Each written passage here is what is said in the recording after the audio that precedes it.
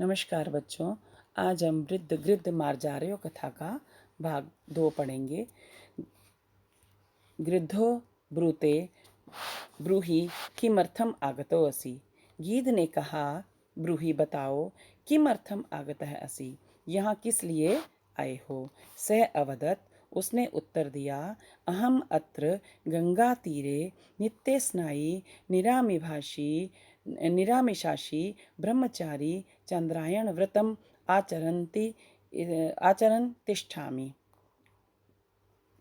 अहम अत्र गंगा तीरे, मैं यहाँ गंगा नदी के किनारे नित्य स्नायी सदा स्नान करने वाला निरामिषाशी मांस रहित भोजन करने वाला ब्रह्मचारी ब्रह्मचर्य व्रत को धारण करने वाला चांद्रायण व्रतम आचरण चंद्रायण व्रत का पालन करता हुआ तिष्ठामी रहता हूँ।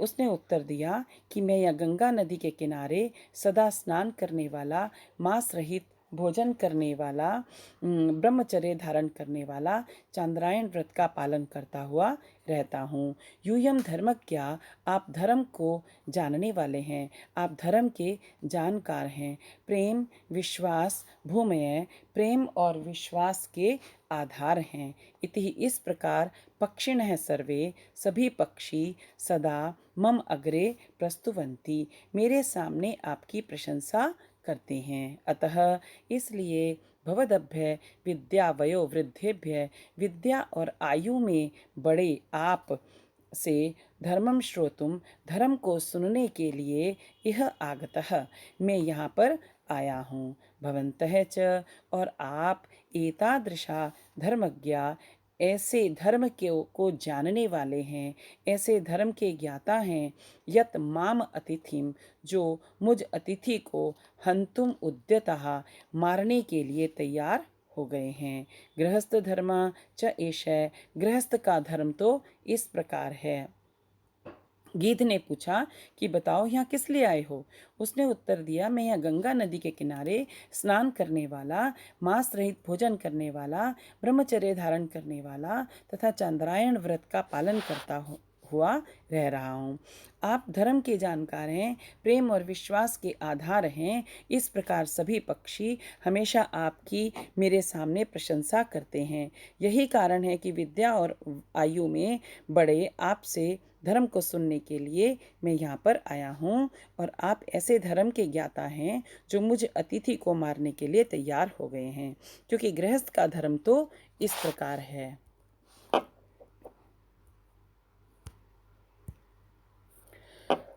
अरावप्युचितं कार्यम आतिथ्यम गृहम आगते छेत्तुम पार्श्वगताम छायाम न उपसंहरते द्रुमः।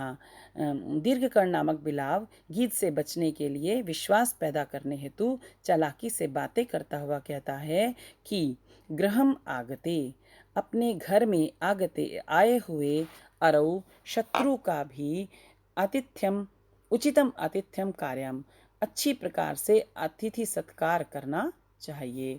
अपने घर में आए हुए शत्रु का भी अतिथि सत्कार करना चाहिए, क्योंकि द्रुमा छेत्तुम, द्रुमा कहते हैं पेड़ को, वृक्ष को, छेत्तुम अपने काटने वाले के, पार्श्वगताम अपने पास में गई हुई, छायाम न उपसंहरते, छाया को नहीं समेटता है, अर्थात उसे भी छाया प्रदान करता है। कहने का भाव है कि अतिथि सदा ही सम्मान का पात्र होता है। यदि शत्रु भी अतिथि के घर में अतिथि के रूप में घर पर आता है तो उसका सम्मान करना ही परम धर्म है।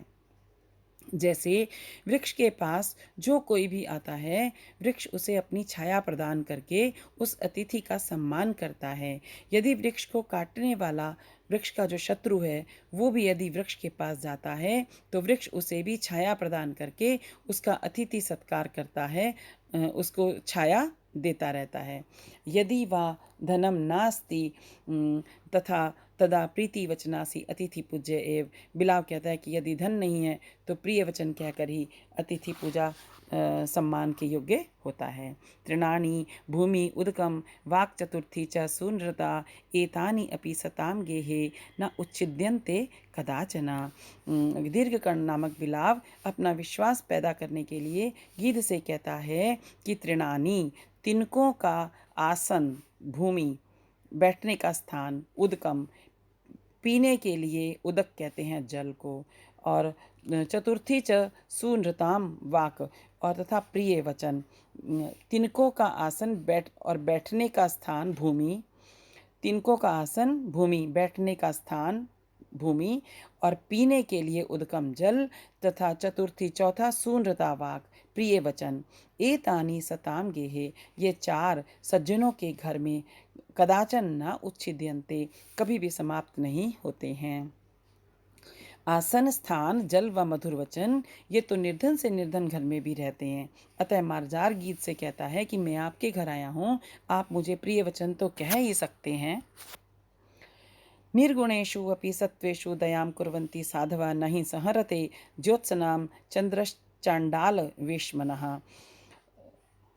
फिर आगे कहता है कि साधवा निर्गुणेषु, साधव कहते हैं सज्जन को, सज्जन मनुष्य निर्गुणेषु गुणों रसे रहित अपि भी सत्वेषु जीवों पर दयाम कुर्वन्ति दया करते हैं।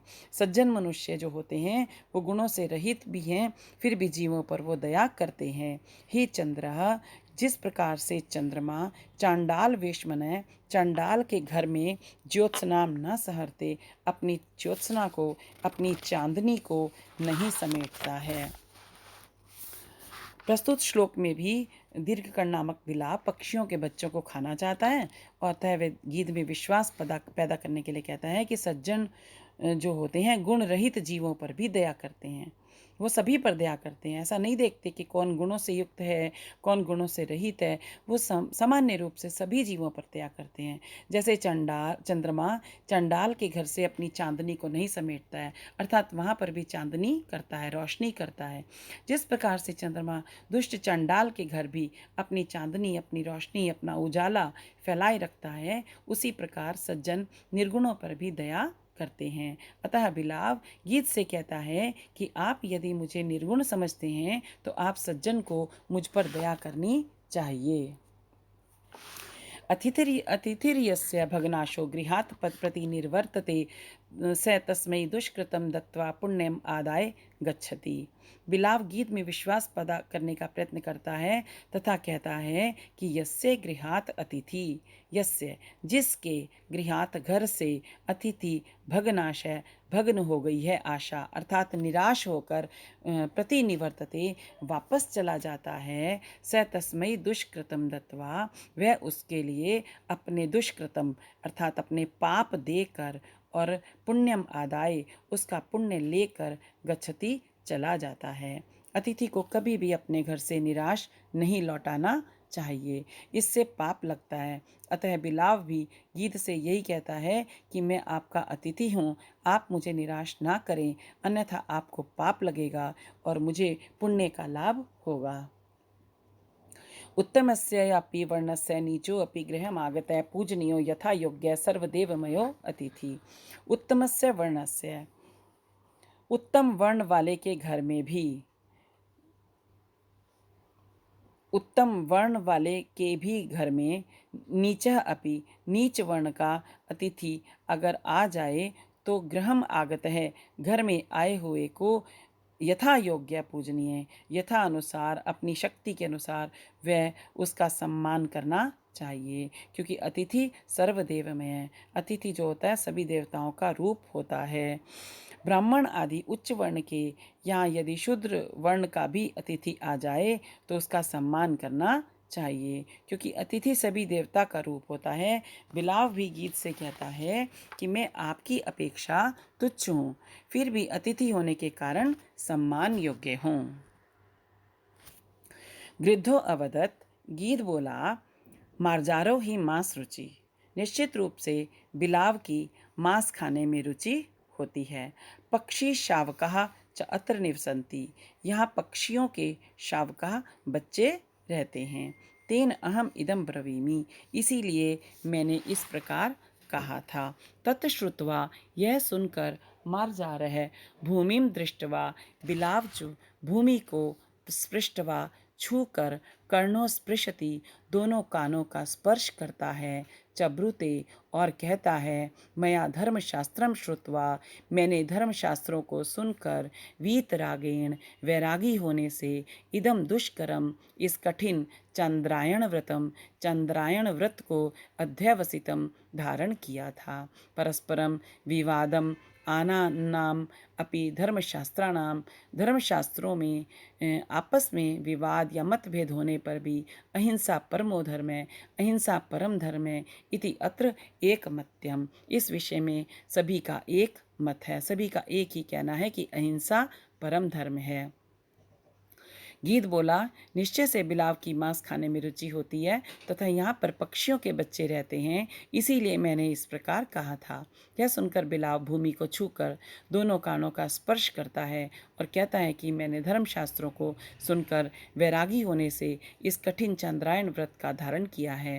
धर्मशास्त्रों में आपस में विवाद मतभेद होने पर भी अहिंसा परम धर्म है, इस विषय में सभी का एक ही मत है। भूमि को छूकर कानों को छूने का अर्थ है कि आश्चर्य करना कि जो मैंने कभी भी पाप किया हो।